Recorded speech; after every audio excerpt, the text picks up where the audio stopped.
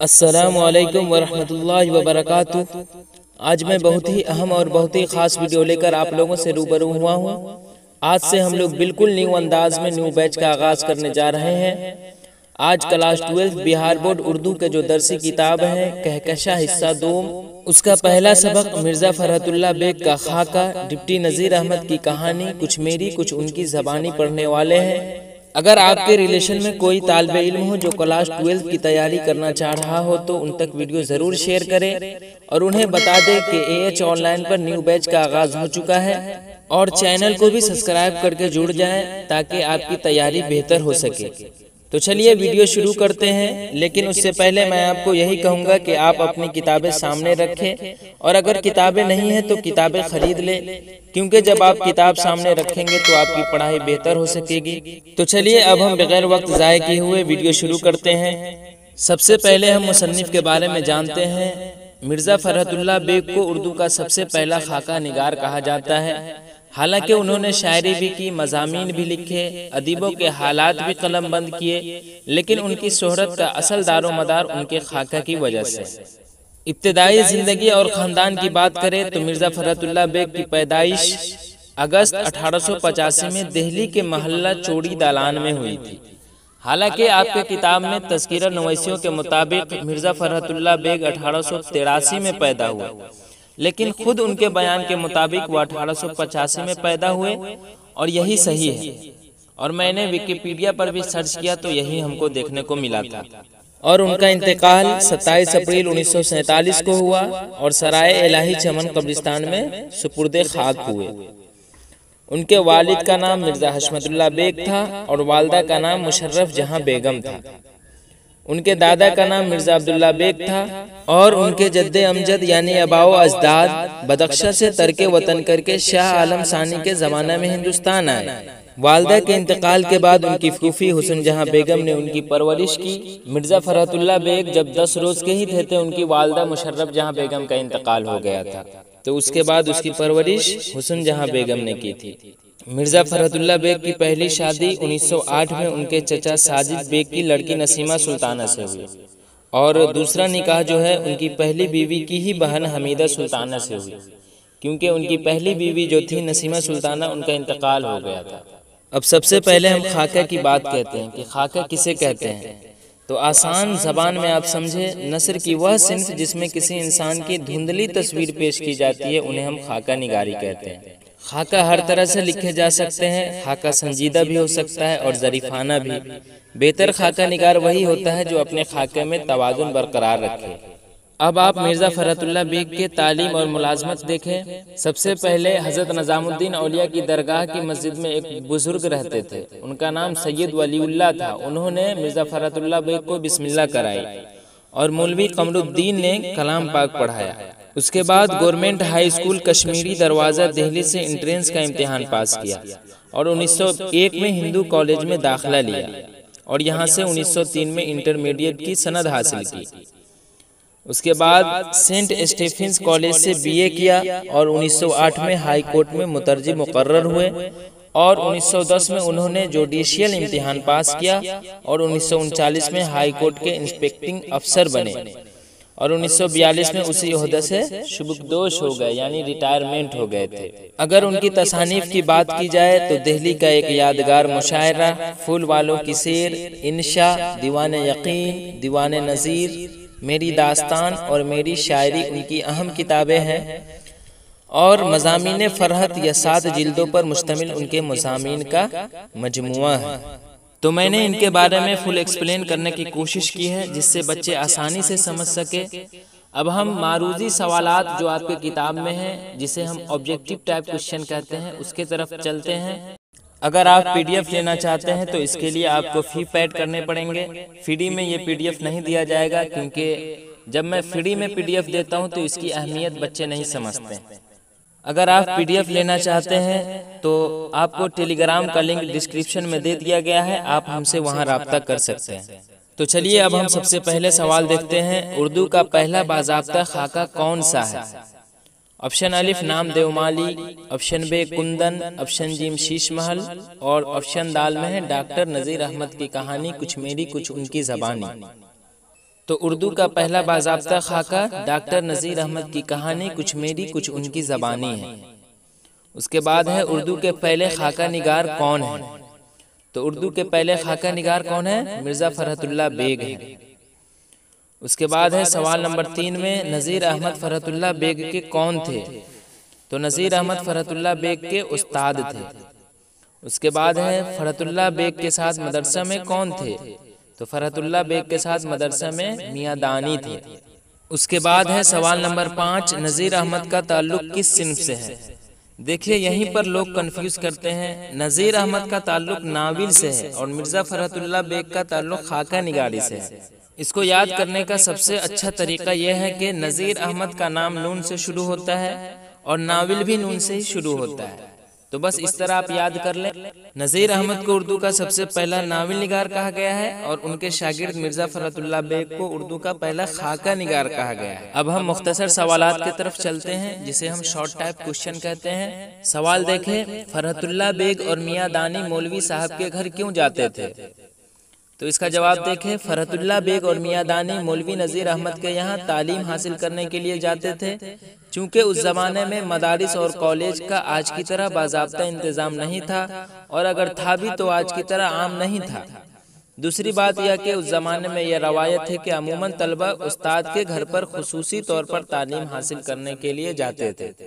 उसके बाद सवाल नंबर 2 देखें, किस अरबी शायर से मुताल्लिक सबक को पढ़ाने के दौरान मियाँ रज़ा की छुट्टी हो गई। तो अरबी ज़बान के मशहूर शायर के सबक को पढ़ाने के दौरान मियाँ रज़ा की छुट्टी हो गई। हुआ यूँ कि मिर्ज़ा फ़रहतुल्लाह बेग के साथ मियाँ रज़ा भी डिप्टी नज़ीर अहमद साहब के घर पढ़ने के लिए जाया करते थे। एक दिन दीवाने मुतनब्बी पढ़ रहे थे कि अशार में आराब न होने की वजह से रज़ा मियाँ अशार को गलत पढ़ गए। आराब कहते हैं ज़बर ज़ेर पेश को। उसी पर मौलवी नज़ीर अहमद चिरागपा हो गए और मियाँ रज़ा को दर से खारिज कर दिया। और आप जानते भी होंगे कि डिप्टी नज़ीर अहमद गुस्सा के बहुत तेज थे। अगर कोई बच्चा गलत पढ़ देता तो फिर उनको खुद पर कंट्रोल नहीं रहता था। उसके बाद सवाल नंबर 3 देखें, फ़रहतुल्लाह बेग शेर खानी में किस तरह की गलतियाँ करते थे। तो फ़रहतुल्लाह बेग की सर्फ़ो नहू कमज़ोर थी।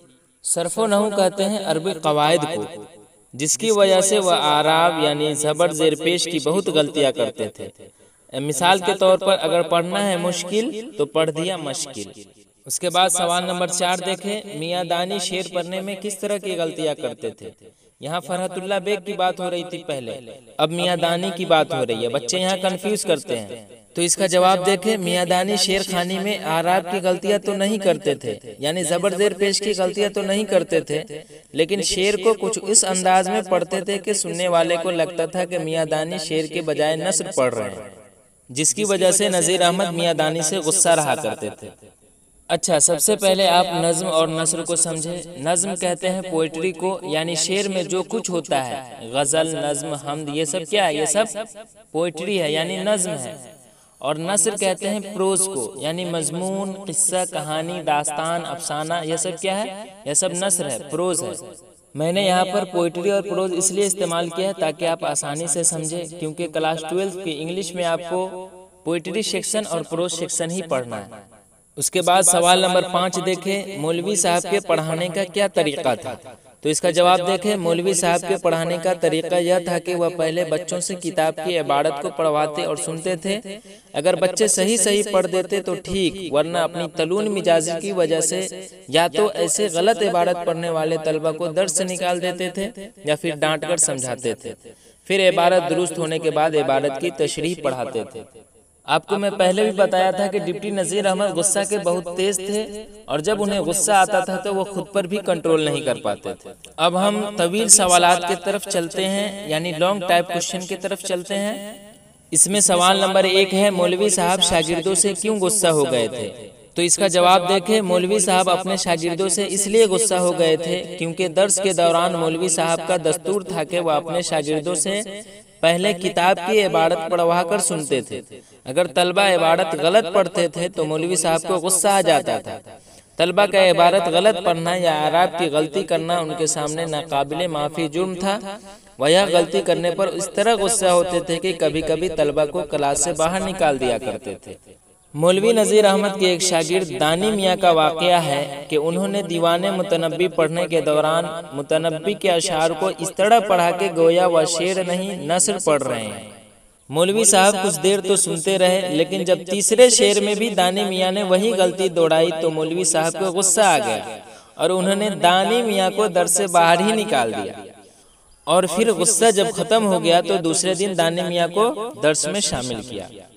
मौलवी साहब के एक दूसरे शागिर्द मियाँ रजा थे, उनका भी वाक़या कुछ ऐसा ही है।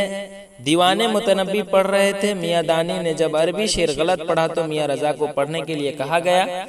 मियाँ रजा ने शेर को मियाँ दानी से तवील नस्र बना दिया, यानी मियाँ दानी ने तो नस्र बनाया ही था, शेर को कहानी की तरह पढ़ा ही था। और जब मियाँ रजा को कहा गया कि तुम पढ़ो तो उन्होंने तो उससे भी लंबी बात कह दी, यानी उन्होंने तो और भी लंबी नस्र पढ़ दी। अगर आप इस खाका को गौर से पढ़ेंगे तो बड़ी हंसी भी आएगी और मज़ा भी बहुत आएगा। तो आगे देखें, मौलवी साहब का गुस्सा तलवे सर पर चढ़ गया, वह बहुत ज्यादा बढ़हम हो गए और फौरन मियाँ रजा को सलाह दी कि तुम मेरा मशवरा मानो और कल से मेरे दर्स में आना बंद कर दो। रजा मियाँ की हालत मुर्दा सी हो गई। जब मौलवी साहब का गुस्सा कम हुआ तो उन्होंने रजा मियाँ से कहा कि मैं तुमको हमेशा के लिए नहीं निकाल रहा हूँ, बल्कि यह मशवरा दे रहा हूँ कि 10-15 दिन शाम को काली जान उस्ताद के दर्स में शामिल हो जाया करो, ताकि शेर और नज़्म के फ़र्क को समझ सको और शेर से कुछ मुनासिबत हो जाए। तुम जिस तरह यहाँ शेर पढ़ते हो वह गोया अशार के गले पर छुरी फेरने के मुतरादिफ है। मौलवी साहब की बात सुनकर रजा मियाँ शर्म से पानी पानी हो गए और मौलवी साहब के यहाँ जाना ही छोड़ दिया। उसके बाद सवाल नंबर 2 देखे, फरहतुल्लाह बेग ने अपने उस्ताद से क्या सीखा? तो इसका जवाब देखें। फरहतुल्लाह बेग अपने उस्ताद मौलवी नज़ीर अहमद से बहुत ज़्यादा मुतासिर थे और उन्होंने अपने उस्ताद से बहुत कुछ सीखा। आप खुद की ज़िंदगी में देखें कि उस्ताद तो बहुत आते हैं हमारे ज़िंदगी में, लेकिन कुछ उस्ताद ऐसे भी होते हैं जिनका असर हमारे ज़िंदगी में पड़ता है। तो डिप्टी नज़ीर अहमद वही है जिनका असर मिर्ज़ा फरहतुल्लाह बेग पर पड़ा, इसलिए उन्होंने अपने उस्ताद पर खाका निगारी लिखा। तो फरहतुल्लाह बेग अपने उस्ताद मौलवी नज़ीर अहमद से बहुत ज़्यादा मुतासिर थे और उन्होंने अपने उस्ताद से बहुत कुछ सीखा। उन्होंने करीब से देखा और उनका मुशाहिदा भी किया। उसका सबूत मिर्ज़ा फरहतुल्लाह बेग का लिखा हुआ खाका नज़ीर अहमद की कहानी कुछ उनकी कुछ मेरी ज़बानी है। यह खाका लिखकर बेग ने उर्दू नस्र में खाका निगारी की मजबूत रिवायत कायम की। उसके बाद से उर्दू में सिन्फ़े खाका निगारी के बहुत से कदरदा पैदा हुए। फरहतुल्लाह बेग का खाका उर्दू के बेहतरीन खाकों में शुमार होता है। फरहतुल्लाह बेग नज़ीर अहमद के खास शागिर्द थे। आप जानते भी होंगे कि आपके निसाब में शामिल बेग का खाका नज़ीर अहमद की कहानी में वह सब कुछ बयान किया जो उन्होंने नज़ीर अहमद से दर्स लेने के दौरान सीखा और समझा है। फरहतुल्लाह बेग किस तरह नज़ीर अहमद के घर दर्स लेने जाया करते थे, किस तरह इबारत पढ़ा करते थे, किस तरह आराब की गलतियाँ होती थी। नस्र को तो वह समझते थे, लेकिन नज़्म को समझने में उन्हें किन किन दुश्वारियों का सामना करना पड़ता था। नज़ीर अहमद उन्हें बार बार समझाते थे और नाराज़गी के दौरान बेग को तालीम देने से भी इनकार कर देते थे। लेकिन मिर्ज़ा फरहतुल्लाह बेग धुन के पक्के थे और उस्ताद के डांटने के बावजूद भी टस से मस न होते थे और इस बात पर कायम थे कि जब पढ़ेंगे तो नज़ीर अहमद से ही पढ़ेंगे। दुनिया वाले उसे बेहयाई तस्वुर करे या बेशर्मी या तहसीले इल्म का जुनून कहे। जिसे इल्म का शौक होगा वह अपने उस्ताद के डांट खाने पर भी इल्म हासिल करेगा और उस्ताद की बुरी भली बातों को सुनेगा और उस्ताद की नसीहतों को गिरह में बांध लेगा। तहसीले इल्म के दौरान मौलवी नज़ीर अहमद ने एक बार फरहतुल्लाह बेग से साफ लफ्जों में कहा था कि मतन तुम लोगों को मैं नहीं पढ़ाऊंगा, निकल जाओ यहाँ से। शागिर्द ने जवाब दिया कि धक्का मारकर भी निकाला जाऊंगा तो नहीं निकलूंगा। उस्ताद का गुस्सा जब नर्म हुआ तो दूसरे दिन से आने के लिए कह दिया। यह दरअसल बेग के हुसूल इल्म से बेइंतहा मजहर था जिसमें बेग हर तरह से कामयाब रहे। उसके बाद सवाल नंबर 3, फरहतुल्लाह बेग की खाका निगारी के बारे में लिखें। तो इसका जवाब देखें। फरहतुल्लाह बेग की पैदाइश 1885 में दिल्ली के एक मोहल्ला चौड़ी दालान में हुई। फरहतुल्लाह बेग के वालिद का नाम मिर्ज़ा हशमतुल्लाह बेग था। मिर्ज़ा फरहतुल्लाह बेग के यूं तो अक्सर मज़ामीन अहम समझे जाते हैं, लेकिन उनके 3 मज़ामीन उनकी शोहरत का सबब है। नज़ीर अहमद की कहानी कुछ उनकी कुछ मेरी ज़बानी, दिल्ली का एक यादगार मुशायर और फूल वालों की सेर, यह तीनों मज़ामीन अक्सर यूनिवर्सिटी के निसाब में शामिल हैं। लेकिन उनका मारकतुल आरा मजमून नज़ीर अहमद पर ही है, जिसकी अशात के बाद उनकी अहमियत व हैसियत खाका निगार काफ़ी बढ़ गई और हर तरफ से पसीराई होने लगी। मैं लॉन्ग टाइप क्वेश्चन को हल कर रहा हूँ, तो लॉन्ग टाइप में ही इसका जवाब देना पड़ेगा। तो आगे देखें, एक खाका निगार और मज़ाह निगार की हैसियत से मिर्ज़ा फ़रहतुल्लाह बेग की एक ख़ास अहमियत है। ज़राफ़त के बाब में उनका ख्याल था कि खुश तबी और जहानत का एहसास ऐसी तहरीर में होना चाहिए जिसे ज़राफ़त निगारी या खाका निगारी से मंसूब किया जाए। इस ज़िम्न में असलम परवेज़ लिखते हैं, मिर्ज़ा फ़रहतुल्लाह बेग की बहुत सी तहरीरें ऐसी हैं जिनमें उन्होंने खुश तबी और जहानत का सबूत दिया है। मसलन उनके मज़ामीन नज़ीर अहमद की कहानी, कल का घोड़ा और एक नवाब साहब की डायरी। फिर दूसरी बात यह भी कही कि हमारी हिमाकतें दिलकश और अयूबे दिलचस्प तरीके से बनाई जाए, और तीसरी यह कि सियासी, समाजी और मुल्की इस्लाह दिलचस्प तरीके से की जाए। जहाँ तक सियासी, समाजी और मुल्की इस्लाह का ताल्लुक है, इस मामले में मिर्ज़ा फ़रहतुल्लाह बेग ने ज़राफ़त से ज़्यादा काम नहीं लिया। फिर आगे देखें, मिर्ज़ा फ़रहतुल्लाह बेग के खाके दिलचस्पी से पढ़े जाते हैं। उन्होंने नज़ीर अहमद, अज़मतुल्लाह खां, वहीदुद्दीन सलीम पर खाके लिखे हैं। उन खाकों में मुताल्लिका अफराद के अदबी कारनामों को गिरफ्त में लेने की कोशिश की गई है, बल्कि शख्सियत के दूसरे पहलुओं को निशानज़द करने की सही मिलती है। इस अमल से यह खाका बेहद अहम मालूम होते हैं। उनके बाज़ खाके गुमनाम शख्सियतों पर भी हैं, जैसे नाई चंदरिया, देवर बेगुमान खुर्द वगैरह। मिर्ज़ा फ़रहतुल्लाह बेग अपनी तहरीर को बोझल नहीं बनाते या खामखा ऐसी अदबी रोश इख्तियार करते हैं जिसे गायत इल्मी कहा जाए। आगे देखें, मजमूई एतबार से उनकी तहरीरों में दिलकश पाई जाती है और दिल्ली की टकसाली ज़बान पर फितरी तौर पर उनकी कुदरत का इजहार होता है। उनकी तहरीरों से उनके वक्त के दिल्ली के खद्दोखाल नुमायाँ हो जाते हैं। वह खुद अपने इसलूब के इजहार ख्याल के सिलसिले में रकम तराज हैं। इससे अंदाज़ा होता है कि मिर्ज़ा फ़रहतुल्लाह बेग ने जो उसलूब इख्तियार किया था उसकी वजह क्या थी। मुख्तसर यह कि मिर्ज़ा फ़रहतुल्लाह बेग एक कामयाब खाका निगार कहे जाने के मुस्तहिक है। उसके बाद आगे हैं, दर्जे झैल इक़्तिबास की रोशनी में सवालात के जवाब दीजिए। जब तक कोई धक्के देकर न निकालेगा उस वक्त तक तो हम जाते नहीं, और जाएंगे तो फिर अभी आ जाएंगे। इसमें है, यह कौल किसका है? तो यह कौल मिर्ज़ा फ़रहतुल्लाह बेग का है। इस कौल में धक्के देने की बात क्यों कही गई?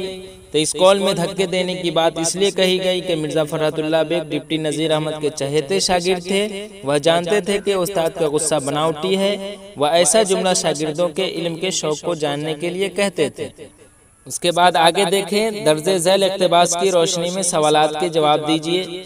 खुदा महफूज रखे तुम जैसे शागिर्द भी किसी के न होंगे। शागिर्द क्या हुए, उस्ताद के उस्ताद हो गए। अच्छा भाई मैं हारा। अच्छा खुदा के लिए किताब उठा लाओ और सबक पढ़कर मेरा पिंड छोड़ो।